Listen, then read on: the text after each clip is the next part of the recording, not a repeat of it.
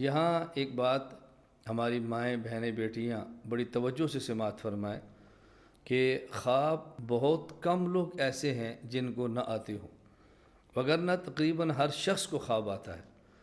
جب خواب آئے تو ہر کسی کے سامنے اس خواب کا تذکرہ نہ فرمائیں۔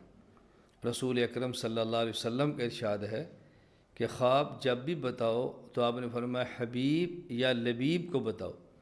حبیب کہتے ہیں دوست کو اور لبیب کہتے ہیں عقل مند کو۔ اس کی وجہ رسول اکرم صلی اللہ علیہ وسلم نے ارشاد فرمایا کہ جب انسان خواب دیکھتا ہے تو اس کی تعبیر کیا ہوگی؟ یہ آسمان اور خواب دیکھنے والے کے درمیان یہ خواب لٹکی رہتی ہے۔ تعبیر دینے والا جیسے اس کی تعبیر دیتا ہے اس کے مطابق خواب سچی اترتی ہے۔ تو عقل مند اور دوست کو بتاؤ تاکہ وہ خواب کی اگر تعبیر ہو تو اچھی تعبیر دے۔ تو یہ مزاج جو ہمارا بن گیا ہے، جب خواب آتی ہے محفل میں تذکرہ کرنا، ہر جگہ بیان کرنا، ہر جگہ ذکر کرنا، یہ مناسب نہیں ہوتا۔ سب سے بہتر یہ ہے کہ جب آپ کا کسی شیخ طریقت سے بیعت کا تعلق ہو تو اپنے شیخ ہی سے خواب کا تذکرہ کریں، دائیں بائیں کسی اور جگہ خواب کا تذکرہ نہ کریں، اور اپنے شیخ سے پھر خواب کی تعبیر سنیں، کیونکہ خواب کی تعبیر ایک فن ہے جو کہ ہر آدمی نہیں سمجھتا اور نہیں جانتا۔ بس اوقات خواب میں معاملہ بالکل الگ ہوتا ہے اور اس کی تعبیر بالکل اس سے مختلف ہوتی ہے۔ مثلا آپ ماں اور بہنوں اور بیٹیوں نے سنا بھی ہوگا، اور مکہ مکرمہ سے مدینہ منورہ پرانے طریق اور رستے پر جائیں اور وہاں دیکھیں تو ایک نہر زبیدہ کے نام سے نہر کے آج کھنڈرات موجود ہے، نہر موجود نہیں ہے۔ یہ حضرت زبیدہ نے نہر کھدوائی تھی۔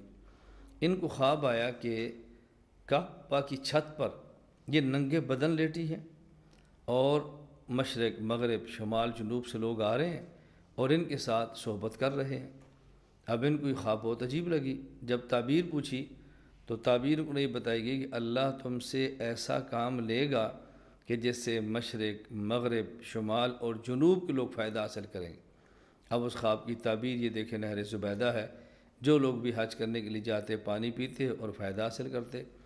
تو اس لیے بسا اوقات خواب اور ہوتی ہے، تعبیر اس کی بالکل مختلف ہوتی ہے۔ حکیم الامت مجدد الملت حضرت مولانا اشرف علی رحمہ اللہ تعالیٰ کے ایک مرید نے خواب دیکھی۔ اس نے کہا کہ میں نے خواب دیکھی ہے کہ میں خواب میں پڑھ رہا ہوں لا الہ الا اللہ اشرف علی رسول اللہ۔ اس پر اہل بدعت نے بہت اعتراض بھی کیا ہے۔ جب یہ خواب سے بیدار ہوا تو حضرت حکیم الامت کی خدمت میں آیا تو آپ نے فرمایا اس خواب کی تعبیر یہ ہے کہ تمہارا شیخ اور تمہارا پیر یہ متبع سنت ہے۔ اب خواب دیکھیں تو لوگوں نے اعتراض کیا کہ کلمہ کیسے پڑھا؟ حالانکہ کلمہ پڑھنا کسی امتی کا یہ کفر ہے، لیکن وہ حالت بیداری میں، حالت خواب میں نہیں، اس نے حالت خواب میں پڑھا ہے اور اس کی تعبیر یہ سامنے آ گئی۔ تو بسا اوقات خواب بالکل الگ ہوتا ہے اور اس کی تعبیر اس سے مختلف ہوتی ہے۔ ہمارے امام اعظم ابو حنیفہ نعمان بن ثابت رحمہ اللہ تعالیٰ نے خواب دیکھی کہ حضور اکرم صلی اللہ علیہ وسلم کے روضہ اقدس پہ حاضر ہوئے ہیں، آپ کی قبر مبارک کھل گئی ہے اور اس کے اندر آپ کی مبارک ہڈیاں ہیں۔ حضرت امام اعظم ابو حنیفہ رحمۃ اللہ علیہ نے وہ ہڈیاں جمع کی اور اپنے سینے سے لگائی ہیں۔ جب یہ تعبیر آپ نے ایک شاگرد کے ذریعے حضرت امام ابن سیرین رحمہ اللہ تعالیٰ جو فن تعبیر کے امام تھے ان سے پوچھی تو انہوں نے خواب کی تعبیر یہ دی کہ رسول اکرم صلی اللہ علیہ وسلم کی مبارک سنتیں ایک جگہ جمع کرنے کا کام اللہ آپ سے لے گا۔ اب خواب دیکھیں اور تعبیر دیکھیں۔ اب ظاہر ہے کہ خواب دیکھیں تو بندے کو تعجب ہوتا ہے کہ ہمارا عقیدہ ہے کہ حضور اکرم صلی اللہ علیہ وسلم کا جسد اطہر زندہ بھی ہے اور قبر مبارک میں محفوظ بھی ہے۔ تو جب جسد اطہر زندہ بھی ہے محفوظ بھی ہے تو ہڈیاں مبارک کیسے بکھر گئیں؟ اب اس کی امام ابن سیرین نے تعبیر دی کہ رسول اکرم صلی اللہ علیہ وسلم کی سنتیں جو دنیا میں پھیلی ہیں ان کو ایک جگہ جمع کرنے کا کام اللہ آپ سے لے گا۔ ہمارے اعمال کا نام دین ہے، رسول اکرم صلی اللہ علیہ وسلم کے وجود اطہر کا نام دین ہے۔ آپ کی ہڈیاں مبارک پھیلنے کا مطلب یہ ہے کہ آپ کے جسد اطہر سے جو مبارک سنتیں نکلی ہیں وہ پھیل گئی ہیں۔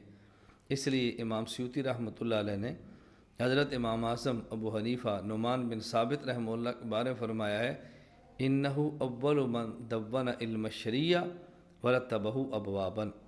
حضرت امام ابو حنیفہ رحمۃ اللہ علیہ پہلے وہ شخص ہیں کہ جنہوں نے سنتوں کو اور شریعت کو ترتیب دیا ہے اور ایک جگہ پہ جمع کیا ہے۔